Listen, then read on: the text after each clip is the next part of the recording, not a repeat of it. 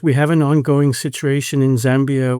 IFAW, the International Fund for Animal Welfare, a big animal rights NGO here in the West, decided to go into a big translocation process, moving more than 250 elephants from one national park in Malawi, where there was probably too many elephants, to another national park in Malawi, where there haven't really been a lot of elephants for the last 50 years. There was a small population left, but the elephants left in this park, it's called the Kazungu National Park, had been there for so long that they have adapted to the situation with farmers all around the park. So the farmers never saw these elephants.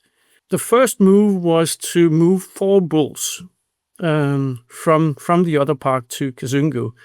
And they did. And within 24 hours after moving those first 4 elephants, 2 people had been killed outside the park.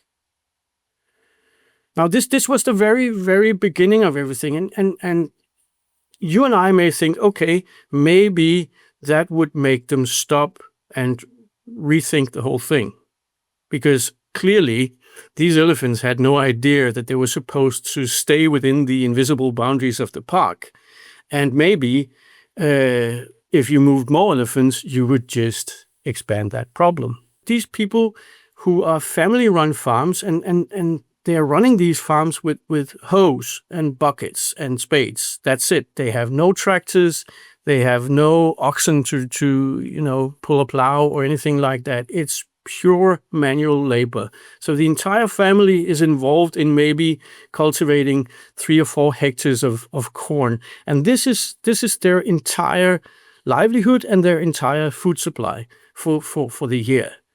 So suddenly, one day in 2022, these people are met by elephants in the field, destroying their crops. Some people are getting attacked. Some people are getting killed. It's just chaos. For people who are farming like 3 or 4 hectares and lose, say, 50% of the harvest in a night. Some of them lost everything 3 years in a row. There's no security for these people. There's no compensation from the authorities. There's certainly no compensation from IFAW. So far, in 3 years, it's more than 12,500 people who are negatively affected by this elephant translocation. Thousands of kids are not going to school anymore because schools are free, for sure, but the parents still has to buy school uniforms and school books. And when the family is starving, school books is not the top priority. So there's that, and then there's the fear of actually the kids who sometimes has to walk like 8 kilometers to go to school. Are they going to bump into a herd of elephants on the way?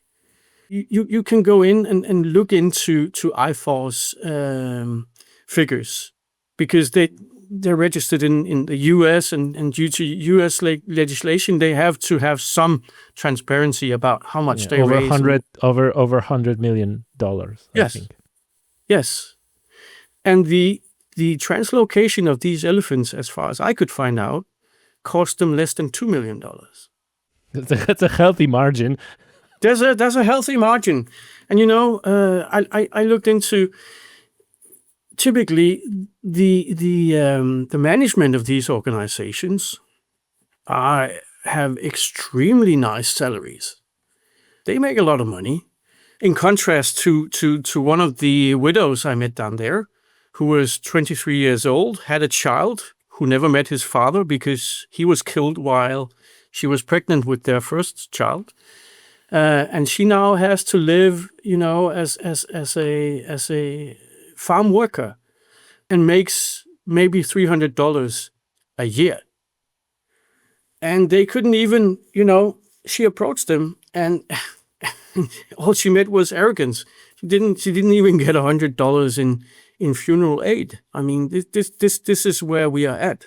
And then you have the president of the organization making at least $500,000 a year, probably much more than that. So is it just a matter that those NGOs are so powerful and so wealthy that they essentially go into those countries and do what they want? I have a feeling that unfortunately it's very possible, very likely. I'm not claiming that this is so, but it's very possible and very likely that they have paid their way.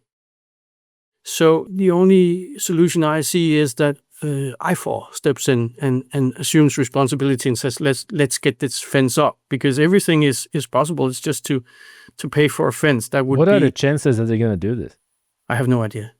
I would say But you know, if zero. if I had a potential influx of money of $100 million a year, and I had to save that by investing $10 million in a fence, I think that would be a no-brainer. But again, they haven't done so for the last 3 years.